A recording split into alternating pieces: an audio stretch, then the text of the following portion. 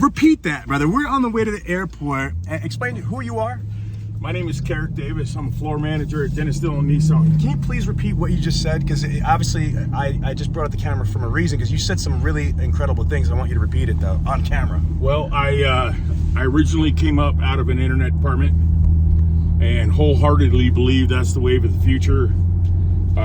In fact, if you tried to offer me a bumper chasing job right now, I wouldn't do it. But I progressed to a manager since your companies came on board with us, and since we've had access to Bradley On Demand, I've probably taken close to 50% of the courses in there, which there is a lot of content in there.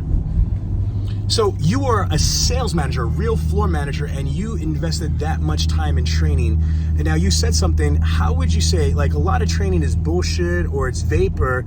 Be real. How would you assess the training that you've been going through and your team? Well, every other training that I've been exposed to in my sales career has been all the surface cliches. It's what to do when you hear that first minor roadblock, objection, or hurdle to overcome.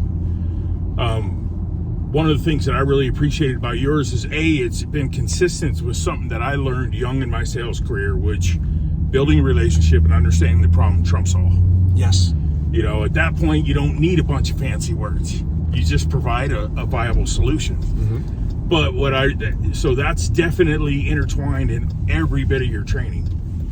But the second thing I liked about it is what to do when something unexpected happens, which for 99% of the people that I see and that I've trained, that's where the real hiccups begin. That's because they don't have a script for that. They don't understand what to do next. Where with you bringing not just a deeper solution to try to solve a problem, but also the philosophy of understand the problem and then provide a solution. And I absolutely love that about your training. Thank you. What did you think about the last 2 days of the dealer synergy training with me kind of breaking this down? Like, I just trained, how many people were in there? Like 100 or something? Like, yeah, it was pretty close to 100. It was most of the management groups, minus a few that needed to keep the actual stores running. All of the point guards and all of the internet departments, as well as senior management and the owner of the company, which is, I've never seen that at a training meeting before. So that was phenomenal to see. Yeah, the owner of a 6 rooftop dealer group that has stores in multiple states just spent 2 straight days in training, which is not normal. But one thing that I really got out of what you did the last 2 days is you really delivered on the explanation of the philosophy. And you know, it's all our life we're constantly giving nuggets or directions of things to do, but very little times do we understand why we're doing them. Yes, brother, yes. And to be able to understand the why and understand how you're not just manipulating somebody, you are actually really listening to them and giving them the best course of action that ends up in a win-win for both of you.